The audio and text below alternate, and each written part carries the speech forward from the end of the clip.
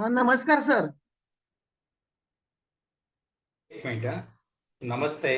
हा, नमस्ते नमस्ते. मी वृंदा पंडित, राजीवची मिसेस. हा, नमस्ते नमस्ते. या क्षेत्रात आहे आणि 31 वर्षाचा मला शिकवण्याचा आणि संशोधनाचा अनुभव आहे. तर कार्लेकर सरांनी साधारणतः 15 दिवसापूर्वी मला फोन करून विचारलं की असं असं एक व्याख्यान आहे, तू देणार का? कारण ते माझे गुरु आहेत. म्हणजे त्यांनी मला प्रत्यक्षात कधी शिकवलं नाही, पण मी त्यांना माझं गुरु मानतो. आणि मग सरांना मला नाही काही म्हणवेना आणि एखादं व्याख्यान द्यायचं तर त्याची तयारी करायला लागते. त्याची तयारी करण्यासाठी त्याला वेळ खर्च करावा लागतो. पण कार्लेकर सरांचा शब्द खाली पडू द्यायचा नाही, म्हणून मी या व्याख्यानाला सरांना होकार दिला आणि त्याप्रमाणे हे व्याख्यान आजचं माझं होत आहे. तर मला जो सरांनी विषय दिलेला आहे तो वेदर आणि क्लायमेट.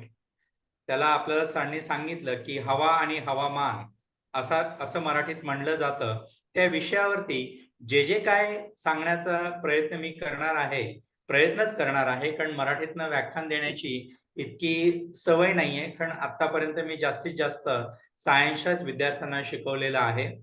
पण मी प्रयत्न करणार आहे आणि तुम्हाला जास्तीत जास्त सोप्या पद्धतीने कसं सांगता येईल ते सांगण्याचा मी प्रयत्न करणार आहे.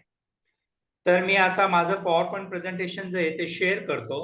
फक्त मला मॅडम कुणीतरी एकाने सांगा की ते शेअर झालंय किंवा नाही आणि स्लाइड्स बदलताय किंवा नाही. येस, ऍक्च्युअल दिसतोय फुल पॉइंट. हा, दिसतंय ना. हो, आता पहिली स्लाइड कमळाचं फूल दिसतंय हो तुम्हाला? हो, अगदी अगदी. हा, आणि ही दुसरी स्लाइड आहे हो. वेदर आणि क्लायमेट. त्याच्यामध्ये पृथ्वी फिरते आणि माझं नाव दिसतंय. बरोबर, अगदी बरोबर.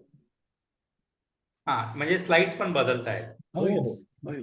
हा, तर मी माझ्या आता या व्याख्यानाला सुरुवात करतो. सरांनी जो काय मला टॉपिक दिलाय ते वेदर आणि क्लायमेट. वेदरला मराठीमध्ये आपण म्हणतो हवा आणि क्लायमेटला म्हणतो हवामान. आता नेमकं हवा आणि हवामान याच्यात काय फरक आहे ते पुढे येणारच आहे. पण या व्याख्यानातनं आपल्याला काय मिळणार आहे, म्हणजे काय नेमकं मी सांगण्याचा प्रयत्न करणार आहे ते मी थोडक्यात तुम्हाला सांगतो. जेव्हा हे व्याख्यान संपेल त्यातनं आपल्याला काय काय कळणार आहे तुम्हाला, मी एक वातावरणाची ओळख करून देणार आहे. म्हणजे पृथ्वीच्या भोवताली जे काय वातावरण आहे, एक थर आहे वायूचा आणि इतर घटकांचा, तर ते वातावरण काय आहे त्याची मी एक थोडक्यात ओळख करून देईन. दुसरा मुद्दा असेल की हवा आणि हवामान या दोघांमधला नेमका फरक काय आहे ते मी सांगेन. तिसरा मुद्दा आहे की हवा आणि हवामान यांचे महत्वाचे घटक कोणकोणते आहेत, त्याला बेसिक एलिमेंट्स आपण असं म्हणतो. त्यानंतर पृथ्वीच्या वातावरणामध्ये कोणकोणते महत्वाचे वायू आणि वातावरणातले घटक कोणकोणते आहेत त्यावरही मी आपल्याला थोडक्यात सांगेन. त्यानंतर हवामान शास्त्राच्या दृष्टीने कोणकोणते महत्वाचे घटक आपल्या वातावरणामध्ये आहेत तोही एक महत्वाचा भाग आहे. ओझोन थराचा क्षय हे आपल्याला माहिती असेल, तर हा ओझोन थराचा क्षय किंवा ओझोन थर हा नेमका कुठे असतो आणि त्याचा क्षय झाल्यामुळे आपल्या पृथ्वीवरती त्याचा नेमका काय परिणाम होतो आणि ओझोन थराचा क्षय ही जागतिक समस्या कशी निर्माण झालेली आहे त्या बाबतीतही मी आपल्याला थोडक्यात सांगेन. नंतर आपलं जे हे वातावरण आहे त्या वातावरणाचे वेगवेगळे थर असतात. तर हे वेगवेगळे थर कोणकोणते आहेत त्यावरही मी थोडं भाष्य करीन. आणि ते थर तापमानावर आधारित असतात, म्हणून त्यांना thermal structure of the atmosphere असं म्हणलं जातं. आणि पृथ्वीच्या पृष्ठभागापासून आपण वातावरणामध्ये जसजसं वर जातो तसं हवेच्या दाबामध्ये काय बदल होत असतो, म्हणजे हवेचा दाब कमी होतो, वाढतो किंवा काय, या बाबतीतही मी आपल्याला थोडक्यात विश्लेषण करेन. तर जेव्हा हे लेक्चर माझं पूर्ण होईल तर या बाबतीत आपल्याला थोडं मी सांगण्याचा प्रयत्न करणार आहे. आपल्याला सर्वांना कल्पना आहे की आपल्या पृथ्वीच्या भोवती एक वातावरणाचं एक लेअर आहे आणि ते लेअर म्हणजे अतिशय पातळ आहे. पातळ म्हणजे किती, की साधारणतः जर एक फुटाच्या डायमीटरची पृथ्वी असेल, म्हणजे एक पृथ्वीचं मॉडेल असेल की जे चेंडूप्रमाणे आपल्याला दिसतं, आणि त्याच्यावर जर आपण एखादा कागद ठेवला, पांढरा A4 साईजचा कागद, त्या कागदाची जाडी जितकी असते तितकीच वातावरणाच्या थराची जाडी, म्हणजे अतिशय पातळ, नाजूक असं वातावरणाचा थर आपल्याला पाहावयास मिळतो. एक मिनिट.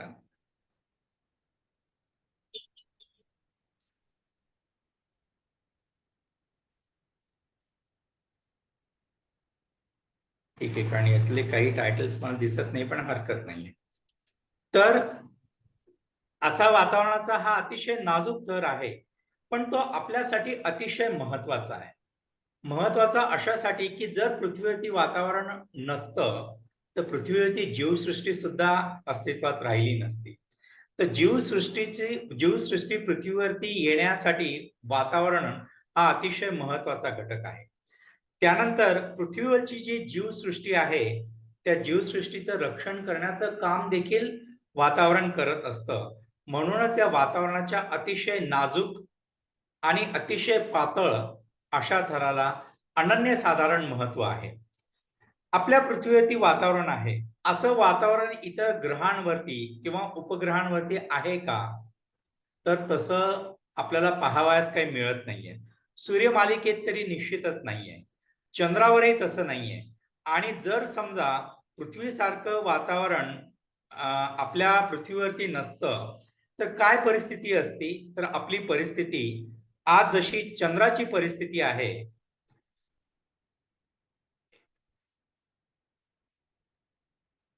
स्लाइड बदलत नाही आज.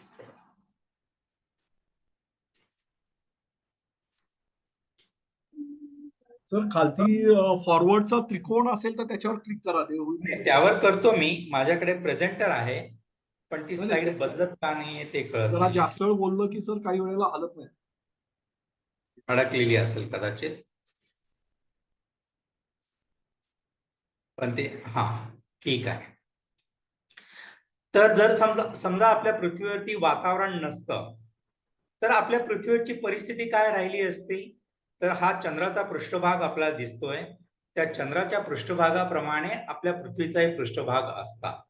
आणि या चंद्राच्या पृष्ठभागावरती खूप असे विवर आहेत की जे मेटिओर्समुळे तयार झालेले आहेत. तर अशा प्रकारचे विवर आपल्याला आपल्या पृथ्वीवरती पाहायला मिळतील. पण तरी सुद्धा आपल्या पृथ्वीवरती काही विवर आहेत. उदाहरणार्थ लोणारचं जे सरोवर आहे ते अशाच पद्धतीने तयार झालेलं आहे. पण पृथ्वीच्या वातावरणामुळे होतं काय की अशा ज्या उल्कापात होतात त्या वातावरणातल्या घर्षणामुळे त्या उल्कांचं घर्षण होतं आणि त्याचे बारीक असे कण निर्माण होतात आणि ते वातावरणात विरून जातात. पण वातावरण जर नसतं तर मात्र आपल्या पृथ्वीचा सुद्धा पृष्ठभाग असा चंद्रासारखाच राहिला असता. आपल्याला आपल्या भारताची जी ही होती, तिचं नाव मला माहिती नाही, त्या यानाचं वातावरणात घर्षण झाल्यामुळे त्या यानाचे बारीक तुकडे झालेले होते, कल्पना चावला. तर ते अशामुळे झालेलं होतं कारण ते यान बिघडलं आणि ते वातावरणाशी त्याचं घर्षण झालं आणि मग त्याचे लहान लहान तुकडे झालेत. तर तसे असे उल्कापात जर आपल्या पृथ्वीवरती झाले तर त्याचे लहान लहान तुकडे होतात आणि मग ते वातावरणात विरून जातात. तर त्यासाठी हे वातावरण आपल्यासाठी अतिशय महत्वाचं आहे. आता महत्वाचा मुद्दा जो आहे की वेदर म्हणजे हवा आणि क्लायमेट याच्या मधला नेमका फरक काय आहे? तर वेदर म्हणजे काय की वेदर हे बदलत असतं. काय म्हणजे कधी पाऊस पडतो, कधी तापमान वातावरणाचं जास्त असतं, कधी थंडी असते, कधी बर्फवृष्टी होत असते काही ठिकाणी गारांचा पाऊस पडतो, अतिशय जोराचा पाऊस पडतो, कधी प्रचंड ऊन असतं. तर अशा प्रकारच्या पृथ्वीवरती ज्या काही घडामोडी घडतात त्यांना हवा असं म्हणतात.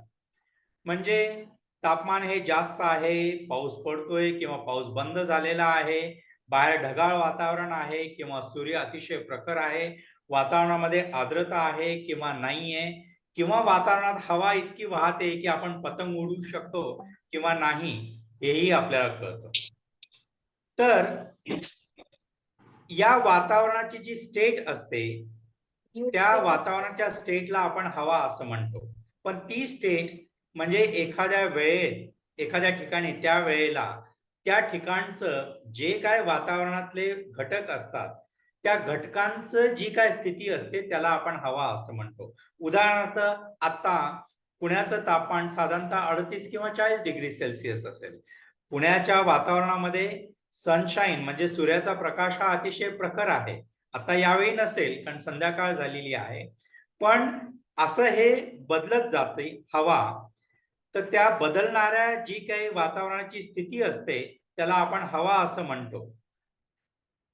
त्यानंतर म्हणजे कुठल्या स्वरूपात, की तापमान किती आहे, ढगाळ वातावरण आहे किंवा नाही, पृथ्वीमध्ये आर्द्रता किती आहे, सूर्यप्रकाश आहे किंवा आहे नाही, वारा वाहतोय किंवा नाही, पाऊस पडतोय किंवा नाही पडत आहे, हे जे काय घटक आहेत त्यांच्याकडे आपण ज्यावेळेस एखाद्या घटकाकडे किंवा अनेक घटकांकडे जेव्हा बघतो आणि त्या घटकांचा आपण विचार करतो त्याला हवा असं म्हणतात. आणि ही हवा कायम बदलत असते. म्हणजे आजचं जे काय वातावरण आहे ते उद्या नसेल कदाचित, उद्याचं जे आहे ते 4 महिन्यांनी नसेल किंवा 8 महिन्यांनी असेल किंवा नसेल, या बाबतीत आपण काहीही सांगू शकत नाही. पण त्याचे काही अंदाज मात्र आपण लावू शकतो. आणि हे जी काय हवा आहे म्हणजे हवा हा जो घटक आहे हा सतत बदलत असतो. म्हणजे आता तापमान जास्त आहे पण पहाटे 4 वाजता तापमान कमी असेल, पुन्हा उद्या दुपारी 12 वाजता 1 वाजता तापमान वाढलेलं असेल. तर हे जी काही बदलती स्थिती आहे हवेची त्याला आपण हवा असं म्हणतो. पण हवामान म्हणजे काय, की या सर्व वेदर कंडिशन्स म्हणजे हवेच्या ज्या कंडिशन्स आहेत याची आपण सरासरी जेव्हा काढतो त्याला हवामान असं म्हणतो आपण. म्हणजे उदाहरणार्थ भारताचं हवामान हे मान्सून आपण क्लायमेट असं म्हणतो. किंवा जर आपण सहारा वाळवंटात गेलो तर तेथे वाळवंटी हवामान असं म्हणतो. किंवा आपण इक्वेटोरियल फॉरेस्ट याच्यामध्ये गेलो तर तिथे उष्णकटिबंधीय हवामान आहे असं आपण म्हणतो. किंवा अमेरिकेत गेलो, न्यूयॉर्क सारख्या तिथे ह्युमिड क्लायमेट आहे असं आपण, ह्युमिड टेम्परेट क्लायमेट आहे असं आपण म्हणू शकतो. म्हणजे ऍव्हरेज जी काय कंडिशन असते त्या average condition of the weather याला क्लायमेट असं म्हणलं जातं. तर इथे मी निळ्या अक्षराने सांगितलंय the climate of the place, average weather conditions obtain through analysis of elements of weather. आणि ती ऍव्हरेज कंडिशन जी असते, सरासरी जी काय कंडिशन असते ती साधारणतः 30 ते 35 वर्षाचं काय आपले सगळे पॅरामीटर्स आहेत त्या पॅरामीटर्सच्या आधारावरती आपण एखाद्या ठिकाणचं क्लायमेट म्हणजे हवामान काय असू शकतं याचा आपण अंदाज लावू शकतो किंवा त्यानुसार ते ठरतं. So the climate is sum of all the statistical weather information that helps to describe a place or a region. उदाहरणार्थ मी आपल्याला सांगितलं की भारताचं हवामान कसं आहे, हे मान्सून क्लायमेट आपण त्याला म्हणतो. पण हे मान्सून क्लायमेट म्हणजे एखाद्या दिवसावरून किंवा एखाद्या महिन्यावरून आपण ठरवतो का? नाही. तर 30 ते 35 वर्षापर्यंत याचे सर्व जे काय आपले अनुभव असतात, जो जो काय डेटा कलेक्ट केला जातो त्या आधारावरती आपण असं म्हणतो की भारताचं हवामान हे मान्सून पद्धतीचं हवामान आहे. आता हे हवामान आपल्यासाठी का गरजेचं आहे? शेतकरी शेतात आपली पिकं पिकवतो आणि आपल्या भारताची शेती ही आपल्या क्लायमेटवरती म्हणजे आपल्या हवामानावरतीच अवलंबून आहे. कारण बऱ्याचशा ठिकाणी अजूनही इरिगेशन फॅसिलिटीज नाही आणि म्हणून एखाद्या ठिकाणचं हवामान काय आहे, कारण ते आपल्याला महत्वाचं आहे. कारण शेती उद्योग विशेषतः आपल्या देशाचा हा क्लायमेटवरती अवलंबून असतो. त्यानंतर आपल्याला कुठे बाहेर जायचं असेल तर त्याप्रमाणे आपण जातो. उदाहरणार्थ जर कुणाला अमेरिकेमध्ये जायचं असेल किंवा कॅनडामध्ये जायचं असेल तर ते हिवाळा टाळतात कारण त्या ठिकाणी बर्फवृष्टी असते. जर आपल्याला वाळवंटात जायचं असेल राजस्थानला वगैरे तर आपण उन्हाळा टाळतो कारण त्या ठिकाणचं तापमान हे 45 डिग्री सेल्सिअसच्या वर असेल. जम्मू आणि काश्मीरला जायचं असेल तर त्या ठिकाणी काय हवामान असेल त्या दिवशी ते किंवा त्या सीझन मध्ये ते बघून आपण आपला जाण्याचा प्लॅन बनवत असतो. आणि म्हणूनच हवा आणि हवामान या दोघांनाही अनन्यसाधारण महत्व आहे. त्यानंतर आपल्याला पुण्यामध्ये माहिती असेल की सिमला ऑफिस, त्याला इंडिया मेट्रोलॉजिकल डिपार्टमेंट असं म्हणतो. या इंडिया मेट्रोलॉजिकल डिपार्टमेंट वरून रोजचे वेदर मॅप्स तयार केले जातात. आपल्या पुढे आजचा जो मॅप आहे तो 1 जून 1992चा आहे. तर 1 जून 1992ला दिवसभरामध्ये काय परिस्थिती असेल तो हा वेदर मॅप आपल्याला सांगतो. असे प्रत्येक देशाचे असतात, काही ठिकाणचे असतात. महाराष्ट्राचा वेदर मॅप आपण बघू शकतो, भारताचा बघू शकतो, आणि सर्व देशातले मेट्रोलॉजिकल डिपार्टमेंट जे असतात ते असे वेदर मॅप्स बनवत असतात. तर क्लायमेट काय आहे? Climate is what you expect, म्हणजे आपण काय, आपल्याला 4 महिन्यानंतर काय असू शकतं, 8 महिन्यानंतर काय असू शकतो, हे आपण अपेक्षा क्लायमेटच्या बाबतीत धरू शकतो. पण वेदर हे आपण अनुभवतो. वेदर हे आपल्याला अनुभवायला मिळतं, कारण दर दिवशी वेदर म्हणजे हवा ही बदलत असते. त्यामुळे पुढच्या जुलैमध्ये आपल्याकडे भारतामध्ये पावसाळा असणार आहे, किंवा पुण्याला पावसाळा असणार आहे, किंवा महाराष्ट्रात पावसाळा असणार आहे, हे आपण सांगू शकतो. पण आजचं वेदर काय आहे किंवा 4 महिन्यानंतर एक्झॅक्टली काय असेल ते आपण सांगू शकत नाही. पण त्याचा अंदाज आपल्याला हवामानाप्रमाणे लावता येऊ शकतो. तर हवा आणि हवामान या दोघांचे काही महत्वाचे घटक असतात किंवा आहेत. आता ते घटक कोणकोणते याची मी यादी इथे दिलेली आहे.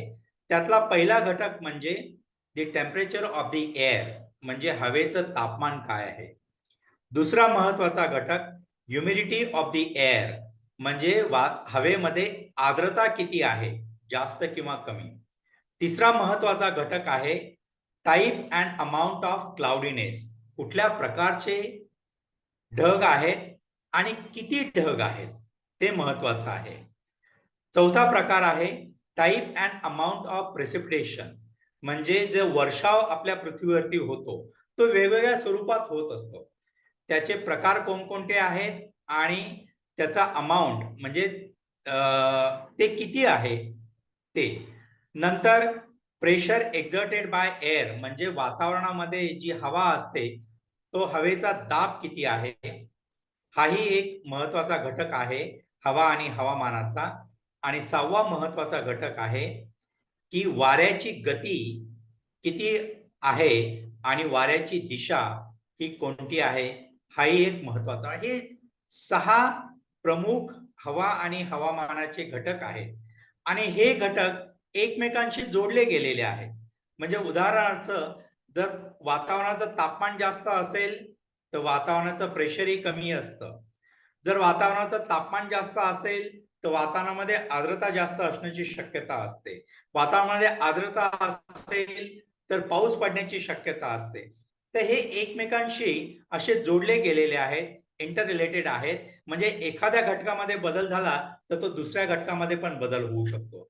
दुसऱ्या घटकामध्ये बदल झाला तर तिसऱ्या घटकामध्ये सुद्धा बदल होऊ शकतो. म्हणून त्याला इंटर रिलेटेड असं आपण म्हणतो.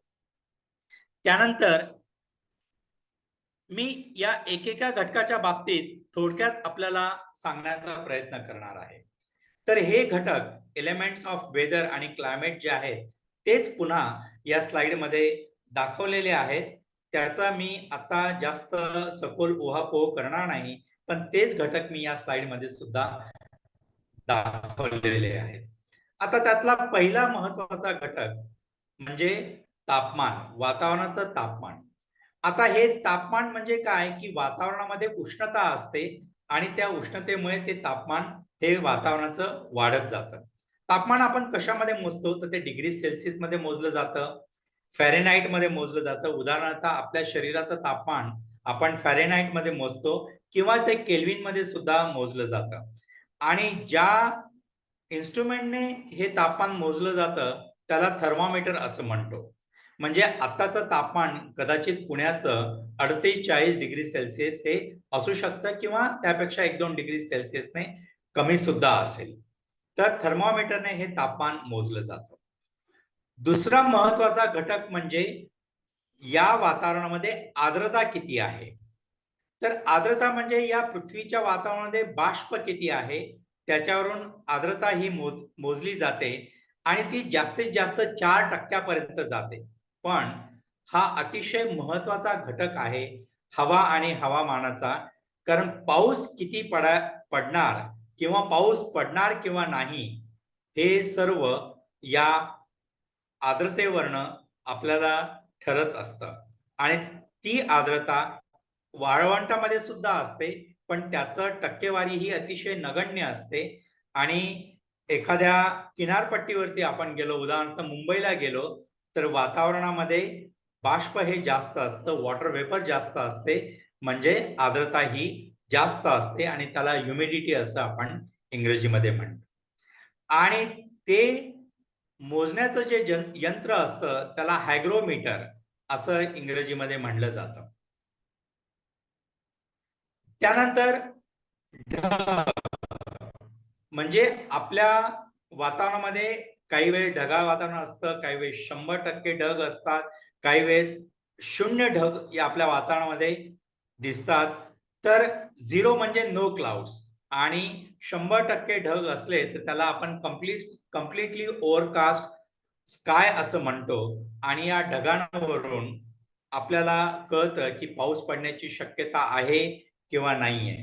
तर हे ढग सुद्धा आपल्या दृष्टीने अतिशय महत्वाचे असतात. पण ते ढग म्हणजे काय, की ते बारीक असे पाण्याचे ड्रॉपलेट्स असतात आणि पाण्याचं ज्यावेळेस कंडेन्सेशन होतं, या कंडेन्सेशनमुळे हे ढग तयार झालेले असतात. तर वातावरणामध्ये जेव्हा आपल्या ढग दिसतात तर ते पाण्याचे बारीक सूक्ष्म किंवा डोळ्यांनी दिसणारे सुद्धा कण असू शकतात. त्याला आपण ढग असं म्हणतो. आणि ज्यावेळेस कंडेन्सेशन होतं, त्या कंडेन्सेशन झाल्यानंतर आपल्याला एकतर पर्जन्यमान म्हणजे पाऊस पडू शकतो किंवा बर्फवृष्टी होऊ शकते किंवा गारांचा पाऊस पडू शकतो. त्याला प्रेसिपिटेशन असं आपण इंग्रजीमध्ये म्हणतो. हे प्रेसिपिटेशन जे असतं ते अनेक याच्यातनं होऊ शकतं. ते म्हणजे पाऊस हा आपल्यापैकी प्रत्येकाने अनुभवलेला असेल. स्नो म्हणजे बर्फवृष्टी ही कदाचित पाहिली किंवा अनुभवलेली असेल. आणि गारांचा पाऊस सुद्धा आपण अनुभवतो. त्याला आपण वर्षाव असं म्हणतो आणि पावसाला आपण वर्षा म्हणतो, रेन असं म्हणतो. तर वर्षाव त्याचं इंग्रजीमध्ये शब्द जो आहे त्याला प्रेसिपिटेशन असं म्हणतो. आणि वेगवेगळ्या पद्धतीने हा वर्षाव म्हणजे वातावरणात जे काही बाष्पीभवन असतं किंवा वातावरणात जी काही ह्युमिडिटी असते ती जेव्हा आपली पृथ्वीवरती येते वेगवेगळ्या स्वरूपातनं, त्याला आपण वर्षाव असं म्हणतो. तर हा गारांचा पाऊस किंवा गारांचा पाऊसही म्हणू शकतो. गारा आपण अनुभवू शकतो. ग्लॉपियल्स आपल्याकडे सुद्धा असतात. त्यानंतर स्लीट असतो म्हणजे पाऊस आणि बर्फ जेव्हा जमिनीवरती पडतो आपल्या पृथ्वीवरती त्याला स्लीट असं म्हणतात.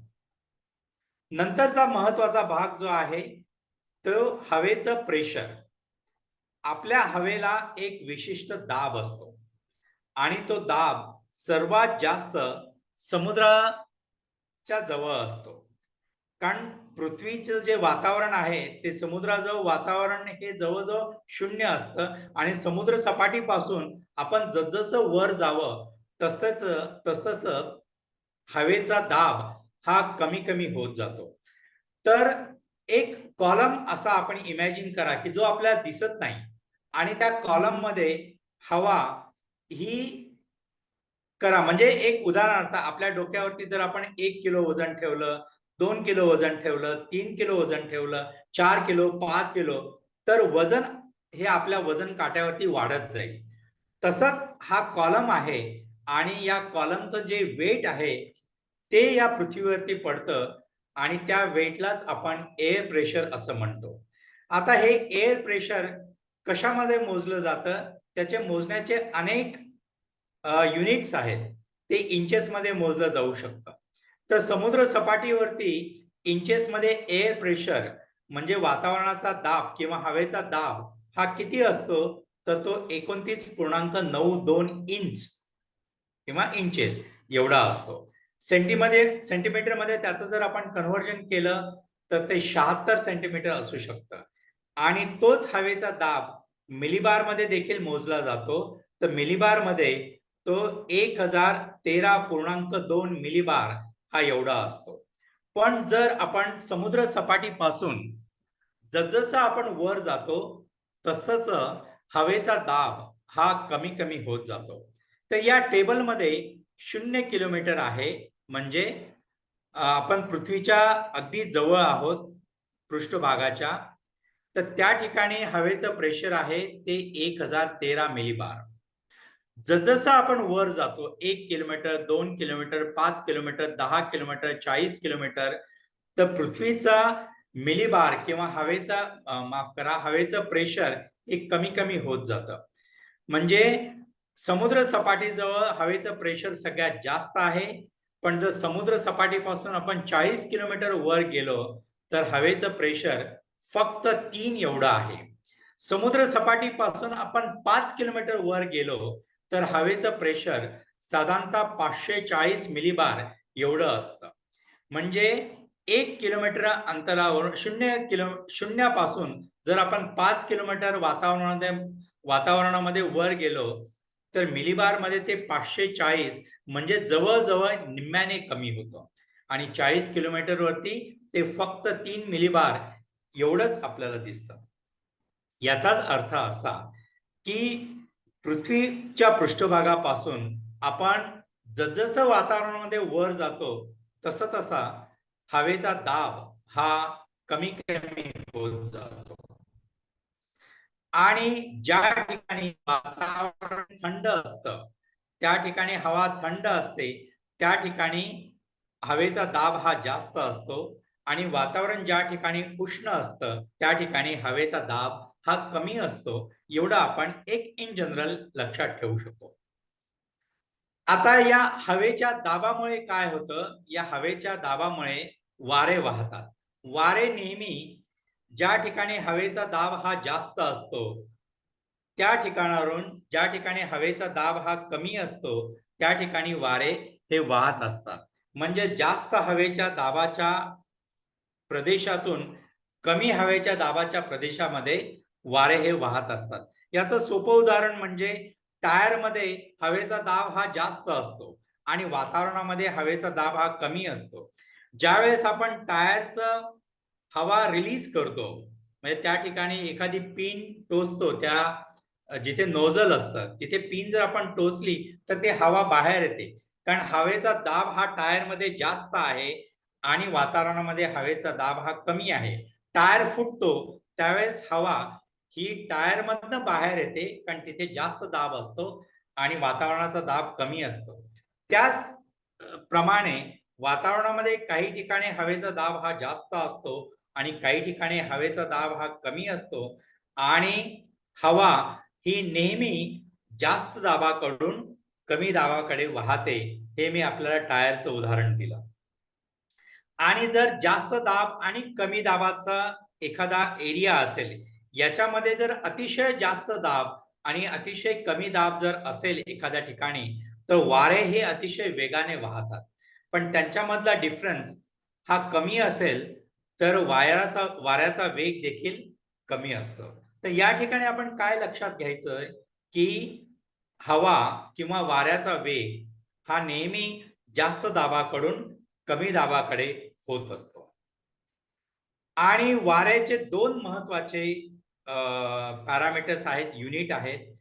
एक म्हणजे वाऱ्याचा वेग हा किती आहे.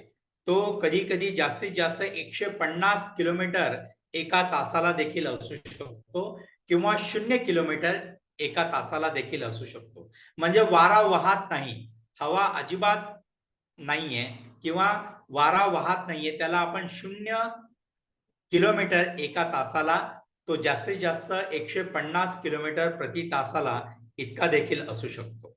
वाऱ्याची ही विशिष्ट दिशा असते. उदाहरण आपल्या भारतामध्ये आपण नैऋत्य मोसमी वारे असं म्हणतो, कारण ते मोसमी वारे नैऋत्य दिशेकडनं आपल्या देशावरती येतात. म्हणून त्याला आपण नैऋत्य मोसमी वारे असं म्हणतो. म्हणजे ज्या दिशेकडनं वारा वाहतो त्या दिशेवरनं वाऱ्याची दिशा ही ठरली जाते. नैऋत्य या दिशेकडनं आपले मोसमी वारे येतात, म्हणून त्याला आपण नैऋत्य मोसमी वारे असं म्हणतो. म्हणजे वाऱ्याचे 2 घटक अतिशय महत्वाचे आहेत. एक म्हणजे वाऱ्याचा वेग आणि दुसरे म्हणजे वाऱ्याची दिशा. आता आपल्या वातावरणामध्ये कोणते घटक अतिशय महत्वाचे आहेत त्याची एक थोडक्यात मी आपल्याला ओळख करून देतो. आपल्या वातावरणामध्ये 3 घटक हे अतिशय महत्वाचे आहेत. त्यातला पहिला महत्वाचा घटक म्हणजे वॉटर व्हेपर, म्हणजे वातावरणात असणारं पाण्याचं प्रमाण किंवा वातावरणात असलेली आर्द्रता, त्याला आपण वॉटर व्हेपर असं म्हणतो. दुसरा महत्वाचा घटक आहे ते म्हणजे डस्ट पार्टिकल्स. आपल्या वातावरणामध्ये धुलीकण असतात आणि तेही अतिशय महत्वाचे असतात. त्याला आपण डस्ट पार्टिकल इंग्रजीमध्ये मध्ये म्हणतो. आणि तिसरा महत्वाचा वातावरणाचा घटक म्हणजे या वातावरणामध्ये वेगवेगळ्या प्रकारचे वायू आहेत, त्याला आपण इंग्रजीमध्ये गॅसेस असं म्हणतो. तर हे 3 महत्वाचे घटक आणि ते तिन्ही अतिशय महत्वाचे आहेत. कारण त्यावरून आपलं ठरतं की आपल्या पृथ्वीच्या वातावरणामध्ये काय बदल होणार आहेत येत्या 100 वर्षामध्ये, 200 वर्षामध्ये, 1000 वर्षामध्ये, आणि पृथ्वी पूर्वी 1000 वर्षापूर्वी काय होतं, 2000 वर्षापूर्वी काय होतं, 4000 वर्षापूर्वी काय होतं, 10,000 वर्षापूर्वी काय परिस्थिती होती, ही या वातावरणातल्या वेगवेगळ्या घटकांमुळे ठरते. तर लक्षात ठेवा, वॉटर वेपर म्हणजे वातावरणात असलेलं बाष्पाचं प्रमाण, डस्ट पार्टिकल वातावरणातील धुलीकण आणि वेगवेगळे वायू, यावरून सर्व ठरत असतं. आता पहिला महत्वाचा घटक म्हणजे पृथ्वीत असलेलं बाष्पाचं प्रमाण. मी आपल्याला मगाशी सांगितलं ते फार व्हॅरिएबल असतं. म्हणजे जर आपण मुंबईला गेलो तर बाष्प जास्त असतं, जर आपण बिकानेरला गेलो तर बाष्पाचं प्रमाण कमी असतं. पावसाळ्यात हे जास्त असतं, हिवाळ्यामध्ये ते कमी होतं. त्यानंतर वाळवंटात कमी असतं, आपल्या भारत सारख्या देशामध्ये ते जास्त असतं. तर ते नेहमी बदलत असतं, पण त्याचं प्रमाण व्हॉल्यूम वाईज जर आपण पाहिलं तर तो जास्तीत जास्त 4% एखाद्या वातावरणामध्ये बाष्पाचं प्रमाण सामावलं जाऊ शकतं. आता हे बाष्प आपल्यासाठी महत्वाचं आहे का? आहे. जर बऱ्याचदा सकाळी निरभ्र वातावरण असेल आणि जर दुपारून ढग आले तर हे ढग सर्व जे काय पृथ्वीची उष्णता आहे ती शोषून घेतात आणि त्यामुळे आपल्याला वातावरणाचं तापमान वाढलेलं असं दिसतं. त्यामुळे सोलार एनर्जी ऍब्झॉर्ब करण्याचं काम हे बाष्प करत असतं. त्यामुळे जर ढगाळ वातावरण असेल तर त्यावेळेस आपल्याला जाणवतं किंवा आपलं फिलिंग असं असतं किंवा आपलं तापमान हे फार सेन्सिटिव्ह असतो आपण तापमानाला. जर बाष्प जास्त असेल तर हे बाष्प पृथ्वीचं तापमान हे शोषून घेतं आणि म्हणूनच वातावरणात बाष्पाला हे खूप जास्त महत्व आहे. आणखीन एक महत्वाचा भाग म्हणजे बाष्प असेल तरच ढग तयार होऊ शकतात आणि ढग असतील तरच वर्षाव, म्हणजे मग तो पावसाचा असेल किंवा गारांचा असेल किंवा बर्फवृष्टी असेल तर होऊ शकतं. वातावरणात बाष्पच जर नसेल तर हे होऊ शकत नाही. चंद्रावरती वातावरणच नाही, त्यानंतर बाष्प नाही, त्यामुळे चंद्रावरती पाऊस पडण्याचा प्रश्नच नाहीये. पण आपल्या पृथ्वीवरती तशी परिस्थिती नाहीये आणि म्हणूनच वातावरणातला हा अतिशय महत्वाचा घटक आणि आपल्या सर्वांच्या दृष्टीने देखील अतिशय महत्वाचा आहे. कारण आपल्याला पिण्याला पाणी जे मिळतं ते या बाष्पामुळे मिळतं. पाऊस पडतो आणि मग डॅम मध्ये ते पाणी साठवलं जातं आणि मग आपल्याला नळाद्वारे ते पुरवलं जातं. त्यामुळे बाष्पाला आपल्या वातावरणामध्ये खूप जास्त महत्व आहे. आता हे बाष्प वातावरणामध्ये कसं येतं हेही आपल्याला माहिती असेल की बाष्पीभवन होतं म्हणजे इव्हॅपोरेशन होतं, त्यामुळे बाष्प हे वातावरणात होतं, किंवा ट्रान्सपिरेशन म्हणजे झाड जे असतात किंवा वनस्पती असतात याच्यावरून सुद्धा इव्हॅपोरेशन, त्याला आपण ट्रान्सपिरेशन असं म्हणतो, त्यातनं सुद्धा बाष्प हे वातावरणामध्ये येतं. तर त्याचे वेगवेगळे मार्ग आहेत. इव्हॅपोरेशन डायरेक्टली म्हणजे पाण्याची वाफ होते सूर्यप्रकाशामुळे, त्यामुळे बाष्प येतं, किंवा वनस्पतींपासून हे बाष्प वातावरणामध्ये सोडलं जातं. तर व्हर्टिकली ते अशा पद्धतीने होतं. हॉरिझॉन्टली सुद्धा वातावरणामध्ये बाष्प हे असतं. तर या नकाशामध्ये आपण असं म्हणू शकतो की विषुववृत्तीय पट्ट्यामध्ये बाष्पाचं प्रमाण हे जास्त असतं. विषुववृत्तापासून आपण जसजसं उत्तरेला जातो किंवा दक्षिण दिशेला जातो, त्यात बाष्पाचं प्रमाण हे कमी होत जातं. किनारपट्टीवरती बाष्प हे नेहमी जास्त असतं. किनाऱ्यापासून आपण जसजसं लांब जातो, त्या ठिकाणी बाष्पाचं प्रमाण हे कमी होत जातं. हे आपल्याला नकाशावरून दिसतं.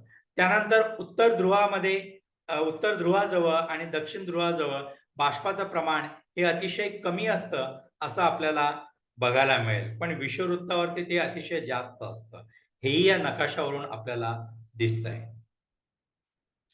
त्यानंतर व्हर्टिकल डिस्ट्रीब्युशन म्हणजे समुद्र सपाटीजवळ बाष्प हे जास्त असतं. समुद्र सपाटीपासून आपण जसजसं वर जातो तसतसं बाष्पाचं प्रमाण हे कमी कमी होत जातं, असं आपल्याला दिसतं.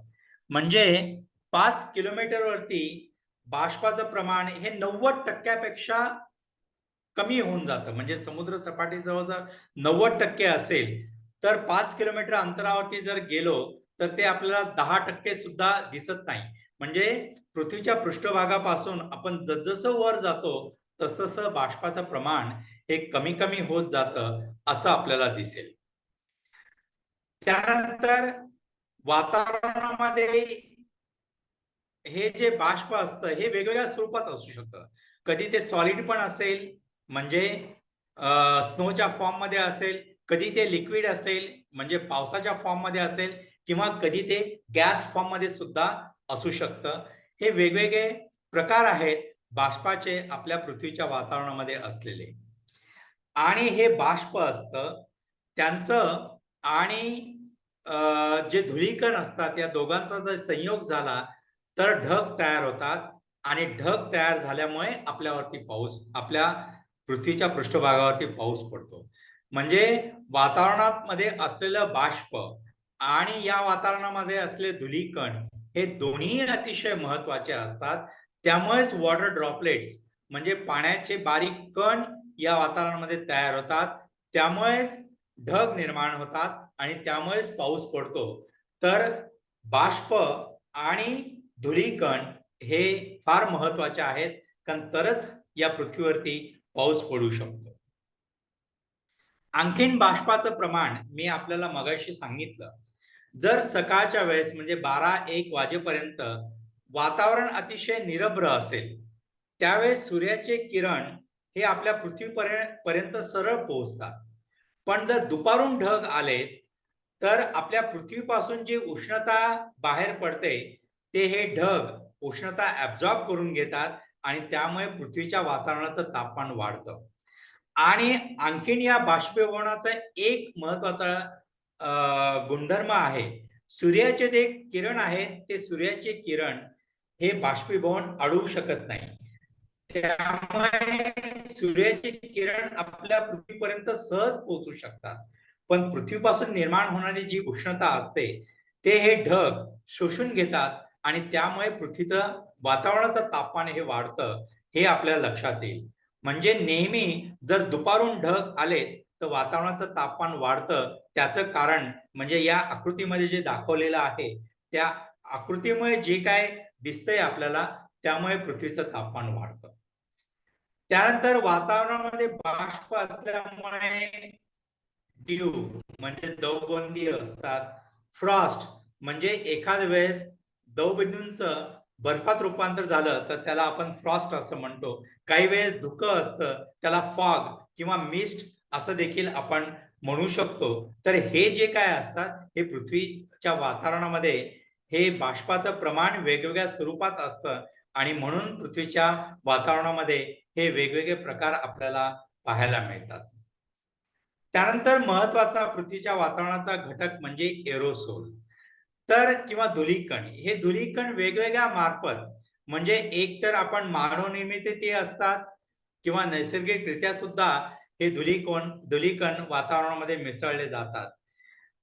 कदाचित आपल्यापैकी काही लोकांना कल्पना असेल की 74,000 वर्षापूर्वी इंडोनेशियामध्ये एक व्होल्कॅनिक इरप्शन झालं म्हणजे ज्वालामुखी झाला आणि त्या ज्वालामुखीमुळे प्रचंड प्रमाणात धुलीकण या वातावरणामध्ये मिसळले गेले म्हणजे ऍश आली, त्यानंतर धुलीकण आले, हे प्रचंड प्रमाणात मिसळले गेले आणि इंडोनेशिया पासून हे धुलीकण आपल्या महाराष्ट्रामध्ये आणि भारतात सुद्धा वेगवेगळ्या ठिकाणी येऊन पोहोचले आणि म्हणूनच मोरगाव वगैरे सारख्या ठिकाणी आपल्याला व्होल्कॅनिक ऍश म्हणजे या ज्वालामुखीमुळे तयार झालेली जी राख आहे ती राख आपल्याला गणपतीचं जे मोरगाव आहे पुणे जिल्ह्यामध्ये त्या ठिकाणी बघायला मिळते. तर अशा पद्धतीने एरोसोल्स आपल्या वातावरणामध्ये मानव निर्मितही असतात आणि नैसर्गिकही असतात आणि पण ते एरोसोल आपल्यासाठी महत्वाचे आहे. त्याचं प्रमाण जर वाढलं तर ते आपल्यासाठी धोकेदायक असू शकतो हे आपण पाहिलं. दिल्लीला बऱ्याच ठिकाणी फ्लाईट्स कॅन्सल होतात कारण त्या ठिकाणी एरोसोल्स हे मानवामुळे जास्त पद्धतीने हिवाळ्यामध्ये ऍड केले जातात आणि त्यामुळे फ्लाईट्स दिल्लीच्या बऱ्याचदा हिवाळ्यामध्ये कॅन्सल होतात किंवा डिले होतात. त्याचं कारण म्हणजे हे आहे. त्यानंतर असे हे कण जे आहेत हे समुद्रातनं सुद्धा ज्यावेळेस पाण्याचं बाष्पीभवन होतं म्हणजे लाटा तुटतात फुटतात त्यावेळेस हे बारीक कण आणि बाष्प उडून गेल्यानंतर हे सॉल्ट्स जे असतात ते सॉल्ट्स वातावरणामध्ये मिसळले जातात. ज्यावेळेस वाळवंटामध्ये किंवा वाळवंट जरी नसेल जोरात हवा वाहत असेल तर हे धुलीकण आपल्या वातावरणामध्ये मिसळले जातात. हे आपण पाहिलेलं आहे. वावटळ ज्यावेळेस आपल्याकडे उठतं त्यावेळेस अनेक धुलीकण आपल्या वातावरणामध्ये किंवा आपल्या वाहनामुळे सुद्धा धुलीकण वातावरणामध्ये मिसळले जातात. त्याला आपण मानवनिर्मित असं म्हणू शकतो. त्यानंतर स्मोक किंवा सूट म्हणजे काजळी ही वातावरणामध्ये मानवनिर्मित पद्धतीने किंवा नैसर्गिक पद्धतीने सुद्धा मिसळली जाऊ शकते. त्यानंतर परागकण जे आहेत फुलांवरचे परागकण याच्यामुळे सुद्धा हे कण वातावरणामध्ये मिसळले जातात. त्यानंतर मी आपल्याला सांगितलं की ऍश राख किंवा डस्ट धुलीकण व्होल्कॅनिक इरप्शनमुळे या वातावरणामध्ये मिसळले जातात. त्यानंतर उल्कापात जेव्हा होतो त्यावेळेस जर या उल्कांचे बारीक कण तयार झालेत मी आपल्याला सांगितलं त्या उल्कापातमुळे सुद्धा असे कण वातावरणामध्ये मिसळले जातात. पण हे धुलीकण आपल्यासाठी अतिशय महत्वाचे आहे कारण पाऊस या धुलीकणांमुळे किंवा वातावरण जे वेगवेगळे एरोसोल्स आहेत त्याच्यामुळे पडतो. आपले ढग निर्माण जे होतात किंवा आपल्याला धुकं जे दिसतं त्याच्यासाठी ते महत्वाचे आहेत. त्यानंतर हे जे धुलीकण आहेत ते पृथ्वी पासून जे हीट जनरेट होते ते ऍब्झॉर्ब करायचं सुद्धा काम करते आणि धुलीकणामुळेच आपल्याला सूर्योदयाच्या वेळी आणि सूर्यास्ताच्या वेळी जो तांबडा रंग आपल्याला बघायला मिळतो हा वातावरणात असलेल्या धुलीकणांमुळेच बघायला मिळतो. जर असे धुलीकण जर नाही तर आपल्याला सूर्योदयाच्या वेळी आणि सूर्यास्ताच्या वेळी आपल्याला तांबडा रंग बघायला मिळणार नाही. जर आपण चंद्रावर गेलो तर चंद्रावरती आपल्याला असा तांबडा रंग बघायला मिळत नाही कारण चंद्रावरती वातावरणच नाहीये आणि तिथे धुलीकण देखील नाहीयेत. आता दुसरा महत्वाचा घटक तो म्हणजे वेगवेगळ्या प्रकारचे वायू. जर आपण पृथ्वीच्या वातावरणाने पाहिले तर 2 वायू हे सर्वात जास्त आहे. जवळजवळ 78% नायट्रोजन आणि 21% ऑक्सिजन आणि 1% कमी हे वेगवेगळे गॅसेस आहेत. त्याच्यामध्ये आर्गॉन आहे, झेनॉन आहे, निऑन आहे, ऑक्सिजन आहे, हेलियम आहे, क्रिप्टॉन आहे आणि सर्वात महत्वाचा जरी त्याचं प्रमाण हे अतिशय कमी असलं तरी तो आपल्या दृष्टीने अतिशय महत्वाचा तो म्हणजे कार्बन डायऑक्साइड आहे. त्याचं प्रमाण फक्त 0.038% एवढंच आहे. जर आपण नायट्रोजनशी त्याची तुलना केली तर 78% नायट्रोजन आहे आणि कार्बन डायऑक्साईड जो अतिशय कमी प्रमाणात आहे पण अतिशय महत्वाचा आहे, त्याचं प्रमाण आहे 0.038%. यातले काही गॅसेस जे आहेत ते कायमस्वरूपी त्यांचं प्रमाण वाढतही नाही आणि घटतही नाही. त्यातले परमनंट गॅसेस म्हणजे nitrogen, oxygen, argon, neon, helium, krypton. पण काही जे आहेत त्यांचं प्रमाण हे वातावरणामध्ये अतिशय कमी जास्त असतं. मी आपल्याला सांगितलं त्याप्रमाणे वातावरणात बाष्प कधी जास्त असतं, कधी कमी असतं. कार्बन डायऑक्साईड कधी जास्त असतो, कधी कमी असतो. आता तो कमी होण्याचं प्रमाण आपल्याकडे नाहीच आहे, तो नेहमी वाढण्याचंच प्रमाण आहे. मिथेन हा कधी जास्त असतो, कधी कमी असतो. ओझोनचं प्रमाण कधी जास्त असतं, कधी कमी असतं. नायट्रोजन डायऑक्साईड हा कधी जास्त असतो, कधी कमी असतो. आणि सोडियम डायऑक्साईड सुद्धा कधी जास्त असतो, तो कधी कमी असतो. म्हणजे काही गॅसेस हे व्हेरिएबल आहे, म्हणजे त्याचं प्रमाण हे कमी आणि जास्त होऊ शकतं. आणि काही गॅसेसचं प्रमाण हे कायम स्थिर असतं. साधारणतः ते डाव्या बाजूचे जे आहेत ते स्थिर आहेत आणि उजव्या बाजूचे जे आहेत ते व्हेरिएबल आहेत.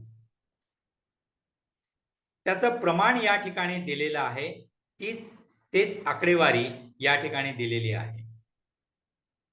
आता मी आपल्याला सांगितलं की कार्बन डायऑक्साईड हा अतिशय महत्वाचा आहे.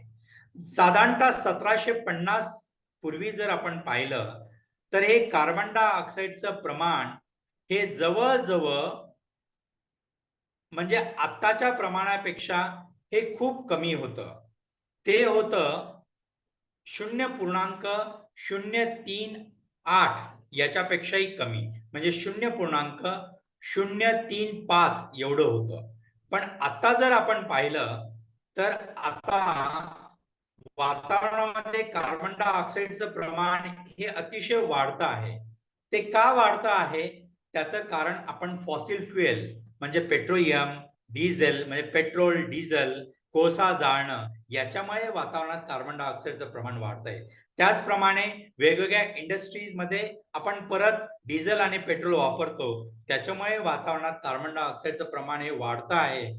आणि त्या वाढलेल्या प्रमाणामुळे पृथ्वीच्या वातावरणाचं तापमान हे गेल्या 50 किंवा 70-75 वर्षामध्ये अतिशय प्रचंड वेगाने वाढतं आहे. ते या ग्राफवरून डाव्या बाजूला खाली जो काय ग्राफ दिलेला आहे त्या ग्राफवरून आपल्याला दिसेल की 1750 या साली कार्बन डायऑक्साईडचं प्रमाण हे 0.0280 एवढं होतं. पण आता ते झालेले आहे 0.038 इतकं झालेलं आहे. त्यामुळे होतंय काय की सूर्यापासून जे अतिनील किरण आपल्या पृथ्वीवरती येतात ते अतिनील किरण या कार्बन डायऑक्साईडमुळे पण ऍब्झॉर्ब केले जातात. त्याचबरोबर ओझोन जो आहे त्या ओझोन थरामध्ये सुद्धा हे अतिनील किरण ऍब्झॉर्ब केले जातात. ते मी पुढच्या भागामध्ये आपल्याला सांगेन. पण हे अतिनील किरण सूर्यापासून जे येतात ते अतिशय धोकेदायक असतात आणि पृथ्वीच्या वातावरणामध्ये जर ओझोनचं प्रमाण हे कमी झालं तर हे अतिनील किरण आपल्या पृथ्वीच्या पृष्ठभागापर्यंत जास्त प्रमाणात येऊन पोहोचतात आणि ते अतिशय धोकेदायक आहेत. पृथ्वीच्या वातावरणामध्ये जर कार्बन डायऑक्साईड वाढला तर त्या कार्बन डायऑक्साईडमुळे पृथ्वीचं वातावरणाचं तापमान हे वाढत जातं, हेही आपल्याला बघायला मिळेल. आता पृथ्वीच्या वातावरणामध्ये वेगवेगळे थर आपल्याला पाहायला मिळतात. पृथ्वीच्या जवळचा जो सगळ्यात थर आहे त्याला इंग्रजीमध्ये ट्रोपोस्फियर असं म्हणतात. तिथून त्यानंतरचा जो थर आहे त्याला स्ट्रॅटोस्फियर असं म्हणतात. त्यानंतरचा जो थर आहे त्याला मेसोस्फियर असं म्हणतात आणि त्याच्या नंतरचा जो सर्वात शेवटचा थर आहे त्याला थर्मोस्फियर असं म्हणतात. तर हे वेगवेगळे वातावरणाचे थर आहेत, म्हणजे फक्त एकच थर नाहीये तर त्याचे 4 वेगवेगळे प्रकार आपल्याला या ठिकाणी पाहायला मिळतात. आणि हे जे वेगवेगळे थर निर्माण झालेले आहेत, यांचं जे विभाजन झालेलं आहे, हे त्या थरातल्या तापमानावरून झालेलं आहे. म्हणूनच त्याला thermal structure of the atmosphere मध्ये, म्हणजे वातावरणाचं तापमानाच्या आधारावरती जे काही थर निर्माण झालेले आहेत, ते तापमानाच्या आधारावरती झालेले आहेत आणि म्हणूनच त्याला आपण थर्मल स्ट्रक्चर असं म्हणतो. आता या आकृतीमध्ये परत हे वातावरणाचे थर आहेत आणि लाल जी रेषा जी आहे ती आपल्याला या थरामधलं तापमान दाखवते. जर पृथ्वीच्या पृष्ठभागावरती जर आपण पाहिलं तर त्यात तापमान कमी आहे. पृथ्वीच्या पृष्ठभागापासून जर 10 किलोमीटर मध्ये ट्रोपोस्फिअर जो आहे तो साधारणतः 10 किलोमीटर पर्यंत असतो. जसजसं आपण पृथ्वीच्या पृष्ठभागावरून वर जातो तसतसं वातावरणात तापमान, हवेचं तापमान हे कमी कमी होत जातं आणि 10 किलोमीटर अंतरावरती ते साधारणतः 60 एवढं डिग्री सेल्सिअस असं आपल्याला पाहायला मिळतं. त्यानंतर ट्रोपोस्फिअर नंतर एक बारीक थर लागतो, त्याला ट्रोपोपॉज असं म्हणतात, ज्याच्यामध्ये तापमान हे कॉन्स्टंट असतं. ट्रोपोपॉज नंतर जर दुसरा थर आपण पाहिला तर त्याला स्ट्रॅटोस्फिअर असं म्हणतात. त्या स्ट्रॅटोस्फिअर मध्ये पृथ्वीच्या वातावरणाचं तापमान हे वाढत जातं. ते का वाढत जातं? कारण त्या ठिकाणी ओझोन आहे आणि हा ओझोन नावाचा जो गॅस आहे हे सूर्यापासून येणारे अतिनील किरण जे आहेत ते ऍब्झॉर्ब करतात आणि म्हणूनच स्ट्रॅटोस्फिअर मध्ये तापमान हे वाढतं. त्यानंतर स्ट्रॅटोपॉज म्हणजे तिथे तो थर थांबतो म्हणून त्याला स्ट्रॅटोपॉज असं म्हणतात. नंतर जो आहे तो मेझोस्फिअर आहे, त्याला मध्यावरण वगैरे असं आपण म्हणू शकतो. त्या मेझोस्फिअर मध्ये तापमान हे पुन्हा वाढतं. आता तापमान हे का वाढतं पुन्हा? कारण या मेझोस्फिअर मध्ये तापमान हे कमी कमी होत जातं. मेझोस्फिअर मध्ये तापमान हे कमी होतं, त्याचं कारण असतं की हवा ही अतिशय विरळ होत जाते आणि त्यामुळे मेझोस्फिअर मध्ये तापमान हे कमी होत जातं. त्यानंतर मेझोपॉज लागतो. मेझोपॉज हा त्या ठिकाणी संपतो आणि नंतर थर्मोस्फिअर, या थर्मोस्फिअर मध्ये तापमान हे पुन्हा वाढतं. पण जर मी आपल्याला सांगितलं की मेझोस्फिअर मध्ये वातावरणामध्ये हवेचं जी घनता आहे ती कमी होते, मग थर्मोस्फिअर मध्ये ती घनता तर आणखीन कमी होईल. पण तरी सुद्धा थर्मोस्फिअर मध्ये तापमान हे जास्त का वाढतं? तर तापमान हे कशाच्या आधारावरती ठरवतं की या वातावरणामध्ये जे हवेचे कण आहेत ते किती वेगाने वाहत आहेत. तर त्यांचा वेग जो आहे तो वेग हा अतिशय जास्त असतो थर्मोस्फिअर मध्ये. म्हणून आपल्याला थर्मोस्फिअर मध्ये असं दिसतं की तापमान हे जास्त आहे. जर आपण एक कल्पना केली की आपण थर्मोस्फिअर मध्ये गेलो, म्हणजे पृथ्वीच्या पृष्ठभागापासून जर आपण 70 किलोमीटर अंतरावरती गेलो आणि आपण आपल्या यानातून हात बाहेर काढला तर आपल्याला ते तापमान जाणवणार नाही, कारण ते सेन्सिबल तापमान नाहीये. पण तापमान हे कशात मोजलं जातं की त्या ठिकाणी हवेचे कण हे किती गतीने वाहत आहेत त्या गतीनुसार तापमान ठरतं आणि म्हणूनच थर्मोस्फिअर मध्ये तापमान हे जास्त झालेलं आपल्याला दिसतं. पण एक लक्षात ठेवा, ऍक्च्युअल तापमान थर्मोस्फिअर मध्ये जास्त नसतं. की जे तापमान आपण अनुभवतो ते तापमान थर्मोस्फिअर मध्ये जास्त नसतं. पण टेक्निकली त्या ठिकाणी वायूचे जे कण आहेत ते अतिशय वेगवान गतीने एकमेकांपासून त्यांची जी गती आहे ती जास्त असते आणि म्हणूनच थर्मोस्फिअर मध्ये तापमान हे जास्त आपल्याला पाहावयास मिळतं. तर ट्रोपोपॉज मध्ये हे ट्रोपोपॉजचं आहे, त्याच्यामध्ये 75% हे सर्वात खालच्या लेअर मध्ये असतं आणि जे काय आपण सांगितलं म्हणजे ढग तयार होणे, त्यानंतर धुकं, पाऊस, हे जे काय सर्व होतं हे पृथ्वीच्या पृष्ठभागापासून साधारणतः 10 किलोमीटर अंतरापर्यंत होतं. त्यानंतर 10 किलोमीटरच्या वर हे ट्रोपोस्फिअर संपतं आणि तिथून पुढे मग स्ट्रॅटोस्फिअर सुरू होतं तर जे काय आणि आपले जे विमान असतात, उदाहरणार्थ आंतरराष्ट्रीय विमान, की जास्त अंतरापर्यंत ते प्रवास करतात, ते विमानं साधारणतः 10 ते 12 किलोमीटर या अंतरावरती पृथ्वीच्या पृष्ठभागावरून ते उडत असतात.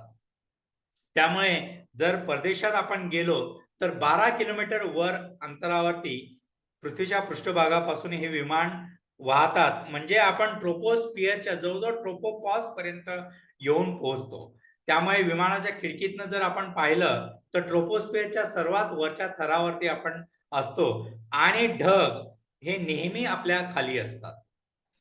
आणि हा जो तापमानाचा दर असतो हा साधारणतः 0.5 डिग्री सेल्सिअस एका किलोमीटरला. म्हणजे जर आपण पृथ्वीच्या पृष्ठभागावरती असलो, समुद्र किनाऱ्याजवळ असतो आणि तापमान जर समजा 13 डिग्री सेल्सिअस असेल आणि जर 1 किलोमीटर आपण वर गेलो तर ते तापमान साधारणतः 6.5 डिग्री सेल्सिअस एवढं येईल. आणखीन 1 किलोमीटर आपण वर गेलो तर 0 डिग्री सेल्सिअस तापमान इन जनरल आपल्याला असं पाहायला मिळतं. त्याला लॅप्स रेट असं म्हणतात, तापमानाचा लोप दर असं त्याला मराठीत म्हणतात. म्हणजे एका किलोमीटरला तापमान हे 0.5 डिग्री सेल्सिअसने कमी कमी होत जातं पृथ्वीच्या पृष्ठभागापासून. त्यानंतर तापमान कमी कमी होत जातं, पण काही वेळेस अशी परिस्थिती निर्माण होते की पृथ्वीच्या वातावरणाचं तापमान हे वातावरणात जास्त आहे, म्हणजे पृथ्वीच्या पृष्ठभागापासून जास्त अंतरावरती जास्त तापमान आहे आणि पृथ्वीच्या पृष्ठभागावरती कमी तापमान आहे. त्याला इन्व्हर्जन ऑफ टेम्परेचर म्हणजे उलट लोप दर असं आपण म्हणतो. पण ही परिस्थिती फार कमी प्रमाणात आपल्याला पाहायला मिळते. म्हणजे वातावरणात जर ढग असतील तर वातावरणात हे तापमान जास्त असतं आणि पृथ्वीच्या पृष्ठभागावरती तापमान हे कमी असतं. पण अशी परिस्थिती फार कमी वेळा येते. इन जनरल जसजसं आपण पृथ्वीच्या पृष्ठभागापासून वातावरणात जाऊ त्याप्रमाणे वातावरणाचं तापमान हे कमी कमी होत जातं. हे वातावरणाचे वेगवेगळ्या ठिकाणची उंची आहे. जर आपण दक्षिण ध्रुवावरती गेलो तर त्या ठिकाणी ट्रोपोस्फिअरची उंची ही साधारणतः 8 किलोमीटर पर्यंत असते. पण जर आपण विषुववृत्तावरती आलो तर ती 16 किलोमीटर पर्यंत सुद्धा वाढलेली आपल्याला दिसते. कारण विषुववृत्तामध्ये पाण्याचं बाष्पीभवन होतं आणि हवा उष्णतेमुळे वरवर जाते. त्यामुळे ट्रोपोस्फिअर हे विषुववृत्तावरती जास्त उंचीपर्यंत गेलेलं आपल्याला पाहायला मिळतं. पण जे दक्षिण आणि उत्तर ध्रुवावरती ट्रोपोस्फिअर हे 8 ते 9 किलोमीटर अंतरापर्यंतच आपल्याला पाहायला मिळतं. त्यानंतर ट्रोपोपॉज म्हणजे ट्रोपोस्फिअर नंतर ट्रोपोस्फिअर ज्या ठिकाणी थांबतं आणि नवीन स्फिअर तयार होतो स्ट्रॅटोस्फिअर, त्या काही लेयरला ट्रोपोपॉज असं म्हणतात. उदाहरणार्थ या स्लाइडमध्ये पृथ्वीच्या पृष्ठभागापासून 10 किलोमीटर पर्यंत तापमान हे कमी कमी होत जातं आणि 10 ते 20 किलोमीटर पर्यंत तापमान हे वाढतही नाही किंवा कमी होत नाही. अशा थराला ट्रोपोपॉज असं म्हणतो. आता हा 10 किलोमीटरचा थर असतो का असं नाही. काही ठिकाणी तो 10 किलोमीटरचाही असेल, काही ठिकाणी तो 2 किलोमीटरचा असेल, काही ठिकाणी 5 किलोमीटरचा सुद्धा असू शकतो. त्यानंतर स्ट्रॅटोस्फिअरच्या बाबतीत मी आपल्याला सांगितलं, हा स्ट्रॅटोस्फिअर हा आपल्या दृष्टीने अतिशय महत्वाचा आहे. कारण या स्ट्रॅटोस्फिअर मध्ये ओझोन नावाचा वायू असतो आणि त्याचा केमिकल फॉर्म्युला जो आहे तो O3 आहे. आपल्या ऑक्सिजनचा केमिकल फॉर्म्युला आहे तो O2 आहे. म्हणजे आपण जो ऑक्सिजन श्वासाद्वारे घेतो तो O2 आहे, पण ओझोन हा O3 आहे. खरं तर हा ओझोन अतिशय विषारी असतो, पण तो पृथ्वीच्या पृष्ठभागावरती आपल्याला फारसा आढळत नाही आणि असला तरी सुद्धा तो जास्त प्रमाणात नसतो. त्यामुळे त्याच्यापासून आपल्याला धोका फारसा नाहीये. पण तो स्ट्रॅटोस्फिअर मध्ये असतो आणि जरी तो विषारी असला तरी तो स्ट्रॅटोस्फिअर मधला ओझोन हा अतिशय महत्वाचा आहे. कारण सूर्यापासून जे अतिनील किरण ज्याला अल्ट्राव्हायोलेट रेज असं म्हणतो ते ऍब्झॉर्ब करायचं काम हा ओझोन थर करत असतो. जर ओझोन कमी झाला स्ट्रॅटोस्फिअर मध्ये आणि तो कमी कमी होत गेलेला होता, आता त्याचं प्रमाण बऱ्यापैकी स्थिरावलेलं आहे, पण ओझोन जर स्ट्रॅटोस्फिअर मधला कमी झाला तर त्याचा परिणाम साधा आणि सरळ असा आहे की अतिनील किरण आपल्या पृथ्वीच्या पृष्ठभागापर्यंत येतील. त्या अतिनील करण्यामुळे पृथ्वीच्या पृष्ठभागाचं तापमान वाढेल, त्यामुळे पृथ्वीच्या वातावरणाचं तापमान वाढेल आणि पृथ्वीच्या वातावरणाचं तापमान हे वाढत गेलं तर क्लायमेट चेंज सारखे म्हणजे आपल्या हवामानामध्ये वेगवेगळे जे काही बदल होत आहेत त्याच्यासारखे परिणाम आपल्याला पाहावयास मिळतील. म्हणूनच या ओझोन थराचं रक्षण करणं ही आपल्यापैकी प्रत्येकाची जबाबदारी आहे आणि ते आपण करायला पाहिजे. त्यानंतर मेझोस्फिअरच्या बाबतीत मी आपल्याला सांगितलं की त्या ठिकाणी पृथ्वीचं तापमान, वातावरणाचं तापमान हे पुन्हा कमी कमी होत जातं. त्याचं कारण हवा ही विरळ असते. या ठिकाणी स्ट्रॅटोस्फिअरचं थोडं दाखवलेलं आहे. साधारणतः 10 ते 50 किलोमीटर अंतरापर्यंत हा स्ट्रॅटोस्फिअर असतो आणि त्या ठिकाणी ओझोनचा थर आहे आणि त्याच्यामुळे मी आपल्याला सांगितलं की अल्ट्राव्हायोलेट रेज आपल्यापर्यंत येतात. त्याच्यामुळे पृथ्वीच्या वातावरणाचं तापमान वाढतं, पण त्यापेक्षाही भयानक हे जास्त अल्ट्राव्हायोलेट रेज आपल्या पृथ्वीच्या पृष्ठभागापर्यंत जर आले तर आपल्याला त्वचेचे वेगवेगळे आजार होऊ शकतात. प्रसंगी त्वचेचा कॅन्सर सुद्धा, कर्करोग सुद्धा या अतिनील किरणांमुळे आपल्याला होऊ शकतं, असं शास्त्रीयदृष्ट्या सिद्ध झालेलं आहे.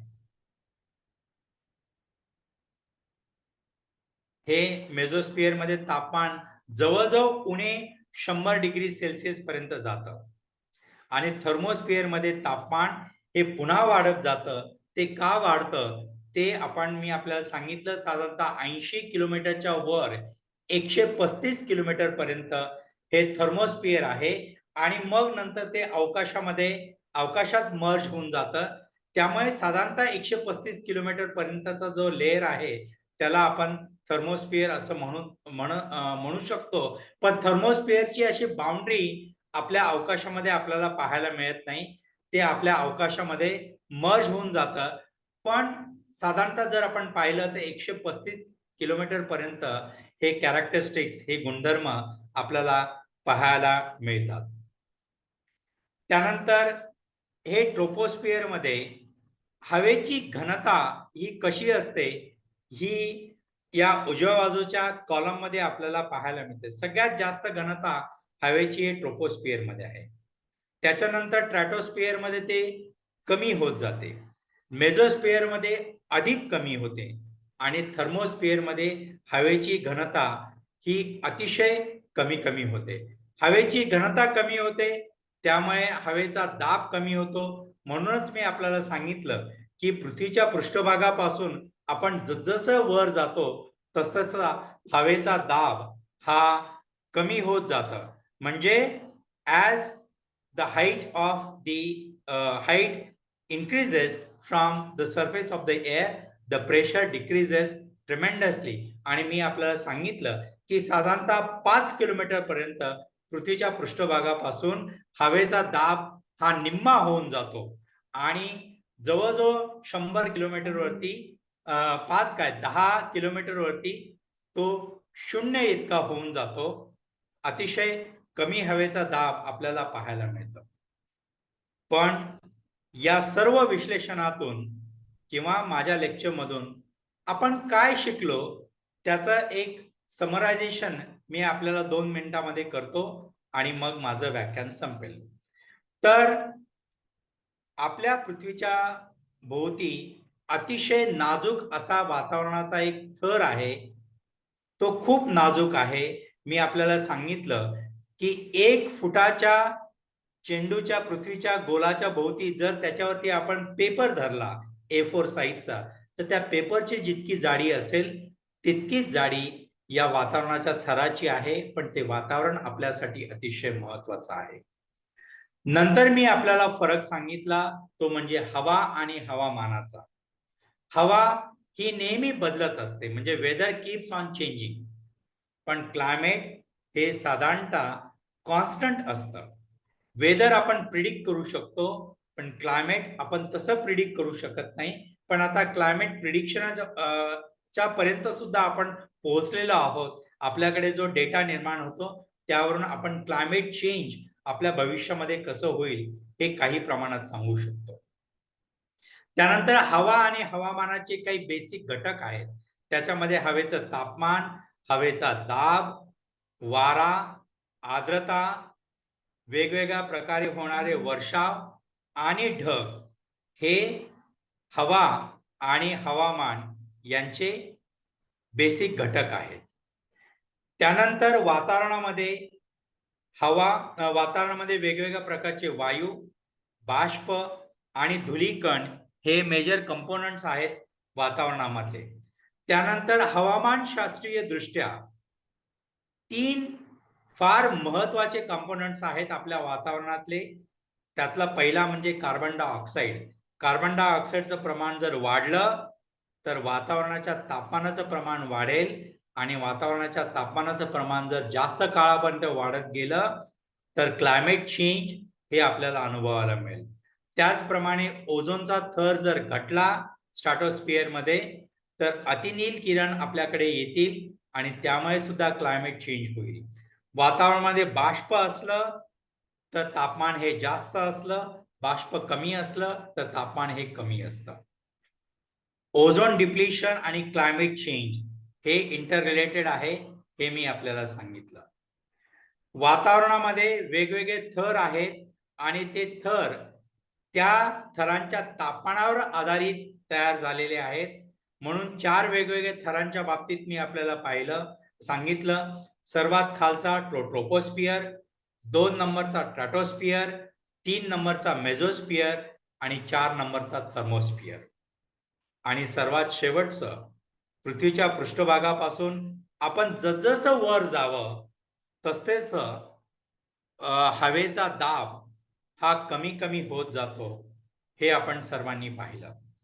आणि हा मी घेतलेला एक विमानातलं फोटो आहे. त्यावेळेस विमानाची उंची जी आहे ती साधारणतः 12 किलोमीटर होती आणि म्हणजे ट्रोपोस्फिअरच्या अगदी वरच्या थराला हे विमान उडत होतं आणि त्यावेळेस ढग आणि इतर जे काय आपल्याला दिसत आहेत ते सर्व खाली आहेत. म्हणजे खालच्या भागात विमानाच्या खाली जे आपल्याला दिसतंय ते सर्व ट्रोपोस्फिअर आहे आणि विमानाच्या पासून वर जे आपल्याला दिसतंय ते स्ट्रॅटोस्फिअर आहे, मेझोस्फिअर आहे, थर्मोस्फिअर आहे. तर मी आपल्या सर्वांचा आभारी आहे की जवळजवळ 1.25 तास आपण मला शांत चित्ताने ऐकून घेतलं. त्याबद्दल मी आपला सर्वांचा ऋणी आहे आणि विशेष ऋणी आहे मी कार्लेकर सरांचा की त्यांनी मला हे व्याख्यान बनवण्यासाठी प्रेरणा दिली. ती मी त्यांच्याकडनं घेतली आणि त्यामुळे मी हे व्याख्यान तयार केलं आणि माझ्या कुवतीप्रमाणे जितक्या चांगल्या पद्धतीने सांगता येईल तितक्या चांगल्या पद्धतीने मी सांगण्याचा प्रयत्न केला. तर आपल्या सर्वांचे मी मनापासून आभार मानतो आणि मला आपण बोलण्याची संधी दिली, कार्लेकर सरांनी संधी दिली, त्याबद्दल मी कार्लेकर सरांचे आभार मानतो आणि मी माझं व्याख्यान संपवतो. जर आपल्याला काही प्रश्न असतील तर ते प्रश्न आपण विचारावेत अशी माझी इच्छा आहे. धन्यवाद. सर नमस्कार, मी राजीव पंडित बोलतोय जीविदा. हा सर बोला. तुमचे मी अगदी सुरुवातीला म्हणजे तुमचं इंट्रोडक्शनच्या वेळेला नव्हतो, पण त्यानंतर लगेच जॉईन झालो, त्यामुळे संपूर्ण प्रेझेंटेशन बघितलंय. खूप सुंदर आणि खूप छान तुम्ही प्रेझेंटेशन दिलं. आम्हाला हवामान आणि हवा याच्यातला फरक आणि त्याच्याबद्दलचे उपयोग आणखी म्हणजे त्याचे काय काय पॅरामीटर्स आहेत याविषयी खूप सुंदर आणखी खूप सोप्या भाषेत माहिती दिली. तर त्याबद्दल मी जीविदातर्फे आणि पार्टिसिपंट्स तर्फे तुमचे आभार मानतो. आणि उद्या आपलं संध्याकाळी 6:30 वाजता नेहमीप्रमाणे लेक्चर असेल तर ते डॉक्टर दीपाली गडकरी यांचं आहे आणि नॅचरल डिझास्टर्स म्हणजे नैसर्गिक आपत्ती या विषयावर असणार आहे. तर हे मी फक्त सूचनामध्ये द्यायला घुसलो होतो. आता आपण सरांना प्रश्न जे असतील आपले तर ते विचारून या विषयामध्ये अजून जास्त माहिती घेऊया. बाकीच्यांनी प्रश्न विचारायच्या आधी मी संधी अशी घेईन की सर एक मला तुम्हाला विचारायचंय की आपण जेव्हा परदेशात म्हणजे ट्रॉपिकल कंट्रीज मधले म्हणजे युरोप असतील, अमेरिका असेल वगैरे ह्या सगळे जे देश आहेत, तर यांच्या इथलं हवामानाविषयी जे अंदाज वर्तवले जातात त्यांच्या इथनं, तर ते तासाप्रमाणे जरी वर्तवले तरी ते 100% करेक्ट येतात. आणि आपल्या इथे मात्र खूप बदल झालेले दिसतात. तर आपल्या इथल्या वातावरणात नक्की काय बदल आहेत की ज्याच्यामुळे हे हवामानाचे अंदाज बऱ्याच वेळा चुकतात किंवा त्याच्या आसपासचे येतात? नाही, खरं हवामानाचे अंदाज आपण किती डेटा कलेक्ट करतो याच्यावरती अवलंबून असतात. आणि त्यानंतर सुद्धा त्या डेटाचं अनालिसिस आपण कसं करतो आणि त्यानुसार प्रिडिक्शन हे दिले जाऊ शकतात. तर त्या ठिकाणी म्हणजे अमेरिका किंवा कॅनडा या देशामध्ये जे प्रिडिक्शन आहे ते जास्तीत जास्त ॲक्युरेट असतं. त्याचं कारण एकच आहे की जास्तीत जास्त डेटा ते कलेक्ट करतात आणि त्यानुसार अनालिसिस करून ते भविष्यामध्ये किंवा येणाऱ्या काळामध्ये काय हवा असू शकते याच्या बाबतीत ते प्रिडिक्शन करू शकतात. तर आपल्याकडे सुद्धा आता ते हळूहळू यायला लागलेलं आहे. पूर्वी आपल्याकडे डेटाच नव्हता. म्हणजे इंडिया मेट्रोलॉजिकल डिपार्टमेंटचे 500 पूर्ण भारतामध्ये 500 आणि 600 एवढेच फक्त जर असतील तर तेवढ्या याच्यावरून सांगणं हे शक्य नव्हतं. पण आता वेगवेगळ्या टेक्नॉलॉजीच्या मार्फत, सॅटेलाइट डेटाच्या मार्फत आपण जास्तीत जास्त प्रिडिक्शन हे ॲक्युरेट आपल्या भारतामध्ये सुद्धा आता व्हायला लागलेलं आहे आणि याच्या पुढे सुद्धा ते होत राहील. तो आपल्याकडे डेटा कमी असल्यामुळे त्याची आपली ॲक्युरसी अजूनही कमी आहे. जो डेटा आपण जास्तीत जास्त जसा ॲक्वायर करू त्याप्रमाणे आपलं प्रिडिक्शन हे जास्त योग्य रीतीने याच्या पुढे होत राहील. Thank you sir. थँक्यू. इतरही कोणाला प्रश्न असतील तर नक्की विचारा. प्रमोद, छान झालं, लेक्चर चांगलं झालं. हो, धन्यवाद सर. हा, आणि तू म्हणला खरं, पण चांगलं मराठी बोलला तू, काहीच प्रश्न नाही आला. हो हो, थँक्यू. नाही सर, मराठीतनं शिकवलं नाही ना सर, कारण हा. सायन्सला शिकवत असल्यामुळे मराठीत शिकवण्याची वेळ फार कमी येते. बरोबर. आता काय आहे, हे तसं क्लायमेटॉलॉजी, मेट्रोलॉजी हे तसे खूप क्लिष्ट विषय इंटर आहेत. रिलेटेड आहे. हा, इंटर रिलेटेड आहेत, थोडे कठीणही आहेत. परंतु आपल्या बेसिक कोर्स असल्यामुळे त्यामध्ये जेवढं आवश्यक आहे तेवढं तू नेमकं सांगितलंस, हे अगदी हो बरोबर. सर. आणि हो. एक छोटं उत्तर मी याला पण देतो, आता जे राजीवनी प्रश्न हो, विचारला सांगा सर. हो त्यातलं सर. एक, हा, ते मी वाचलंय, ते असं आहे की आपल्याकडची जी चुकतात हे अंदाज देतात ते की नाही, त्याचं मुख्य असं की आपण ट्रॉपिकल कंट्रीजमध्ये आहोत. आणि ट्रॉपिकल मधल्या ज्या काही घटना क्लायमॅटिक आणि मेट्रोलॉजिकल आहेत त्या इतक्या क्लिष्ट आहेत की त्यामुळे असं अनेक लोकांचं म्हणणं आहे की जर मी सब ट्रॉपिकल मध्ये असेल, पोलर रिजन मध्ये गेलो तर माझा अंदाज बऱ्यापैकी बरोबर निघतो. पण ट्रॉपिकल कंट्रीजमध्ये रिलेटिव्हली फार कमी बरोबर निघतं, चुकतातच, असं लोकांचं म्हणणं आहे. त्याचं कारण ते ट्रॉपिकल मेट्रोलॉजी आणि क्लायमेटॉलॉजी आहे, असं एक उत्तर मी ऐकलेलं आहे त्याचं. ते सर, म्हणजे मी पण तुलाही माहिती थोडंसं असेल. याच पद्धतीने ऐकलं होतं म्हणून म्हटलं एकदा कन्फर्म हा, करावं या दृष्टीने बरोबर. विचारलं. हो सर. बरोबर. अजून काही प्रश्न कोणाला असतील तर विचारा. हो, मला विचारायचं आहे. नमस्ते सर.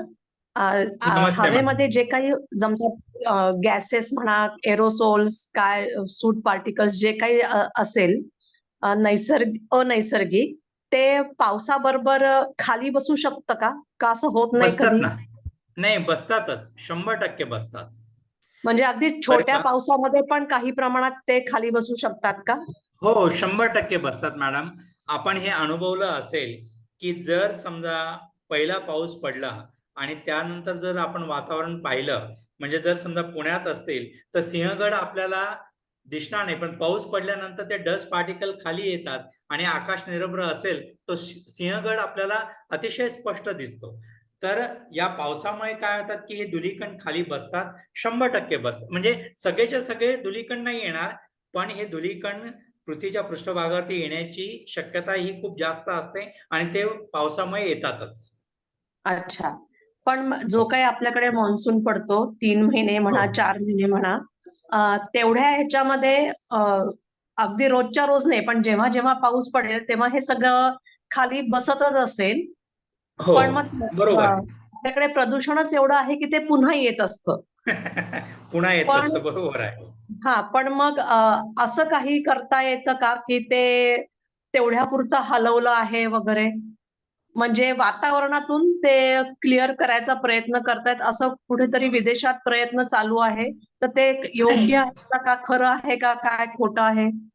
नाही, वातावरणात कसं आहे की आपण हे कण जे आहेत, काही वेळेस कृत्रिम पाऊस पाडण्यासाठी आपल्याला असे वेगवेगळे सॉल्ट स्प्रे करायला लागतात. तर ज्याप्रमाणे आपण सॉल्ट स्प्रे करतो त्याप्रमाणे हा. वातावरणातनं कणही आपण काढू शकतो. म्हणजे दोन्ही गोष्टी आहेत. अच्छा. जर आपण स्प्रे करू शकतो तर ते व्हॅक्युमने काढून सुद्धा घेतले जाऊ शकतात. पण आता हे आपण सगळं जे मानवामुळे या गोष्टी जास्त आहेत. नैसर्गिकरित्या हो. तर हे होतच असतं. ते वातावरणात येतात, वातावरणात खाली पण येतात पृथ्वीच्या पृष्ठभागावर. पण ते शक्य आहे, ते आपण करू शकतो. जसं आपण स्प्रे करू शकतो त्याप्रमाणे व्हॅक्युम क्लिनरने आपण डस्ट पार्टिकल काढतो, त्याप्रमाणे आपण वातावरणात काढून पण घेऊ शकतो. पण निश्चितच. ते जे काही काढलेलं असेल किंवा काय शोषलं गेलेलं असेल, त्याचं हां. ते जिथे कुठे डंप करतील तिथे पुन्हा ते प्रदूषणच होणार नाही, ना? पण डंप नाही, ते कण खूप कमी प्रमाणात असतील ना मॅडम. बर. मग ते त्याचं जे व्हॉल्यूम असेल तो अतिशय कमी असेल. मग ज्यावेळेस आपण क्लिनिंग करतो व्हॅक्युम क्लिनरने घरात, तर त्याच्यातून जी धूळ येते ती खूपच कमी असते आणि त्याचा डम्पिंगचा काही बरं. प्रॉब्लेम नाही येऊ शकत इतका. अच्छा. कारण त्याचा व्हॉल्यूम हा अतिशय कमी असतो ना. बर. नेटवरती मध्यंतरी हे वाचलं होतं. हे कितपत हा योग्य आहे किंवा खरं आहे ह्याच्यासाठी मी हे विचारलं. कारण हा आपल्याकडे तर खूप प्रदूषण आहे बाहेरच्या मनानी. तर हो. त्यांच्याकडे कदाचित हे शक्य होत असावं. आपल्याकडे अवघड होईल किंवा सारखं करावं लागेल असं नाही, आणि काहीतरी. नाही, प्रश्न कसा आहे, कॉस्ट, त्याची बरं. किंमत इतकी मोजावी लागेल ही टेक्नॉलॉजी वापरण्यासाठी आणि अच्छा. तेवढा खर्च करावा लागेल ना त्यासाठी. ते हो. सोपं नाहीये. आणि आपल्या वेगळीच देशाचा एक्सटेंट टेक्नॉलॉजी. आपल्या बरोबर आहे. देशाचा एक्सटेंट तोही जास्त आहे. बट ठीक आहे, आपण आपल्या देशात ते करू शकलो, गरज पडली तर केलं. हां. पण पाकिस्तानात नाही येणार, बांगलादेशात नाही येणार, ते येतीलच ना, तिथे तर काही हो. बाउंड्री नाहीयेत. बरोबर आहे. त्यामुळे ही कॉस्ट जी आहे ती खूप जास्त होते. अच्छा. त्यामुळे हा, अतिशय आता शेवटी मरायचीच वेळ आली तर ते आपल्याला करावंच लागेल. नाही, हो, करावंच लागेल. बरं, असं. ठीक आहे. धन्यवाद सर. थँक्यू अ, मॅडम. सर नमस्कार. विचारू का? हो, विचारा ना. सर CO2चं प्रमाण वाढलंय ऍटमॉस्फिअर मधलं असं तुम्ही म्हणालात, तर त्याचा UV रेडिएशनच्या ऍब्सॉर्प्शनशी काय संबंध आहे? नाही, म्हणजे खरं तर 1750 नंतर वाढलंय असं जे सांगितलं बऱ्यापैकी, तर हो. त्याचा UV रेडिएशनच्या ऍब्सॉर्प्शनशी काही संबंध आहे का? कार्बन डायऑक्साईडचं प्रमाण वाढलं हा. त्याचा युव्ही रेडिएशनच्या ऍब्सॉर्प्शनची डायरेक्टली संबंध नाहीये. म्हणजे नाही. उदाहरणार्थ, जर हा नाही, पण आहे, इनडायरेक्टली आहे. उदाहरणार्थ, हा वातावरणामध्ये कार्बन डायऑक्साईड 1750 नंतर प्रचंड वाढलं. हा याचं हा कारण आपल्या सर्वांना माहितीये की 1750 नंतर इंडस्ट्रियल रेव्होल्युशन हा झालं. हा म्हणजे इंडस्ट्रीज किंवा पॉप्युलेशन पण खूप वाढलं, इंडस्ट्रीज वाढल्या, व्हेइकल्स वाढले, या सगळ्या हा गोष्टी झाल्या 1750 हा नंतर. हम्म तर जर वातावरणामध्ये कार्बन डायऑक्साईडचं प्रमाण वाढलं हम्म तर काय होणार आहे, युव्ही रेज वरती त्यांचा परिणाम किंवा युव्ही रेजचा त्याच्यावरती काही परिणाम होणार नाही किंवा त्याचा युव्ही रेज वरती परिणाम होणार नाही. पण हम्म हे युव्ही रेज जे आपल्या पृथ्वीच्या पृष्ठभागावरती पोहोचतात, जे हम्म काय पोहोचतात, तर हा त्याच्यामुळे पृथ्वीच्या पृष्ठभागाचं तापमान वाढतं. हा आणि पृथ्वीच्या पृष्ठभागाचं तापमान जर वाढलं तर पृथ्वीचा पृष्ठभाग सुद्धा काही किरणांचं उत्सर्जन करतात. हम्म ते किरण मात्र कार्बन डायऑक्साईड शोषून घेतात. म्हणजे अच्छा. युव्ही रेज येतील, हा पण कार्बन डायऑक्साईड जर कमी असतील, कार्बन हम्म डायऑक्साईड जर वातावरणामध्ये कमी असेल तर हम्म पृथ्वीच्या पृष्ठभागापासून जे काही किरणोत्सारण होतं तर ते हम्म कमी ऍब्झॉर्प्शन होईल, त्याचं ऍब्झॉर्प्शन कमी होईल आणि त्यामुळे वातावरणाचं तापमान हे वाढणार नाही जास्त. पण कार्बन डायऑक्साईड जर असेल तर वातावरणाचं तापमान हे वाढेल. जास्त ओके. कार्बन डायऑक्साईड असेल तर ते हम्म जास्त रेज ऍब्झॉर्ब होतील आणि त्यामुळे हम्म वातावरणाचं तापमान वाढेल. म्हणजे ओके. डायरेक्टली युव्ही रेजचा आणि कार्बन डायऑक्साईडचा संबंध नाहीये, पण नाही. इनडायरेक्टली हा. निश्चित आहे. ओके. Thank you sir. कारण कार्बन डायऑक्साईड काही युव्ही रेज ऍब्झॉर्ब करत नाही. नाही. हा. ओके. पृथ्वीपासून जी उष्णता बाहेर पडते ते मात्र हम्म कार्बन डायऑक्साईड ऍब्झॉर्ब करतात. आणि ओके. पृथ्वीचं तापमान वाढवायला सर्वात महत्वाचा घटक म्हणजे UV rays, hmm okay. Ultraviolet rays. Hmm okay. हो. नमस्कार सर, इंद्रनील बर्वे बोलतोय. हो, नमस्ते सर. तुम्ही वॉटर व्हेपरचा जो एक ग्राफ दाखवला होता ज्याच्यात विषुववृत्तीच्या इथे तिथे जास्ती निळा होता आणि साऊथ आणि नॉर्थ पोलार एरियामध्ये कमी होता. हा कमी होता. पण आपल्या कोस्टल एरिया जे प्रत्येक खंडाचा जी कोस्टल लाईन होती तिथे काही तसं ते निळं असं काही दाखवलं नव्हतं की जे आपण जनरली बघतो की सी बीच आणि याच्या इथे ह्युमिडिटी ही जास्ती असते. तर तो ग्राफ मात्र विषुववृत्ताच्या इथेच निळा दिसत होता, कोस्टल बरोबर आहे. तर नाही, तो एवढा तो पर्सेंट कमी आहे म्हणून तो तसं निळं दाखवता येत नाही असं काही आहे का तिथे? म्हणजे कसं आहे की हा पूर्ण जगाचा दाखवला होता. हा आता पूर्ण जगाच्या नकाशाच्या दृष्टीने कोस्टल जे स्ट्रीप असते ती खूपच कमी अंतराची असते. मग ओके. त्या स्केलवरती ते दाखवणं शक्य नव्हतं, म्हणून त्याच्यात ते दाखवलं गेलं नाही. पण कोस्टल एरियाज मध्ये ह्युमिडिटी ही जास्त असते. पण एक ओके. लक्षात घ्या, ते सर्वच कोस्टल एरियामध्ये जास्त असेल असं नाहीये. जर आपण चिली वगैरे कडे गेलो, म्हणजे जे भूखंड आहेत त्यांच्या पश्चिमेच्या किनारपट्टीवरती जर गेलो तर हा. ते ह्युमिडिटी ही कमी असते आणि ओके. पूर्व किनारपट्टीवरती ह्युमिडिटी ही जास्त असते. हे जे ग्लोबल विंड्स आहेत याचा तो परिणाम आहे. तर ते असतं. पण किनाऱ्यालगत म्हणजे भारताचा जर आपण विचार केला तर किनारपट्टीच्या परिसरामध्ये ही ह्युमिडिटी 100% जास्त असते की जे आपण मुंबईला गेल्यानंतर अनुभवतो. ओके. हो, 100%. बर, दुसरा एक प्रश्न होता. मी एक हो. आर्टिकल वाचलं होतं, व्हॉट्सअपवरचं होतं, त्याच्यामुळे मला त्याची विश्वासार्हता किंवा व्हॅलिडिटी माहिती नाही. पण आपले कैलास म्हणजे लेट राज्यसभा संसद अनिल दवेंच्या नावाने तो मेसेज होता की नासानी का अमेरिकेने वरच्या या स्ट्रॅटोस्फिअर किंवा ह्या ह्याच्यात बरंच काही संशोधन केलंय किंवा संशोधन म्हणण्यापेक्षा तिथे काही प्रयोग केलेत आणि त्या प्रयोगामुळे सध्या जे काय हवामानात जे काय वेडेवाकडे बदल झालेत आणि जो सगळा त्रास होतोय ते अल निनो किंवा अशा कुठल्या त्या वॉटर करंटचे इफेक्ट नाहीये, तर अमेरिकेने हे जे वरती एक्सपेरिमेंट केलेत अवकाशात त्याच्यामुळे हे सगळं वातावरणात वेडेवाकडं पूर येतोय, पाऊस येतोय आणि असं जे सगळं होतंय अशा स्वरूपाचं हे आम्ही कन्फर्म करतो असं ती मेसेज होता की आपण आपल्या भारतीय संसदेत त्याचं स्टेटमेंट आहे. असं काही हे काय खरं आहे का सगळं? नाही, खरं तर निश्चित आहे. तर खरं म्हणजे हे नाही, डायरेक्टली खरं नाही म्हणत मी. पण अमेरिका हा विकसित देश आणि विकसित देश का? कारण त्यांच्याकडे रस्ते चांगले, त्यांच्याकडे वाहनं जास्त आहेत, त्यांचे इंडस्ट्रीज जास्त.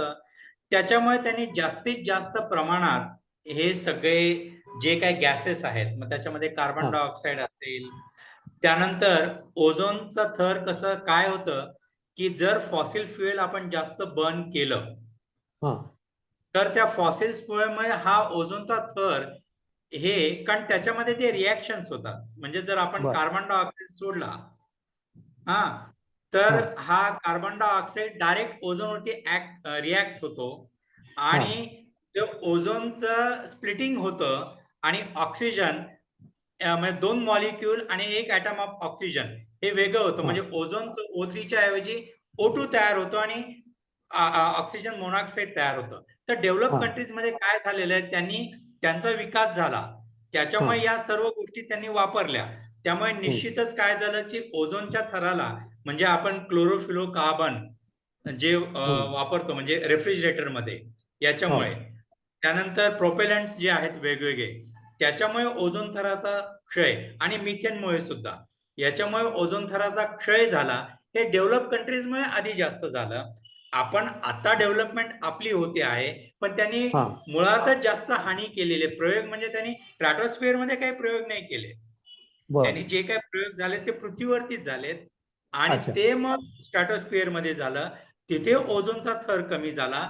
त्या ओझोनच्या थरामध्ये अंटार्क्टिकाच्या वर मोठमोठे खड्डे निर्माण झाले आणि मग ते खड्डे निर्माण झाल्यामुळे अतिनील किरण हे पृथ्वीपर्यंत पोहोचायला लागले.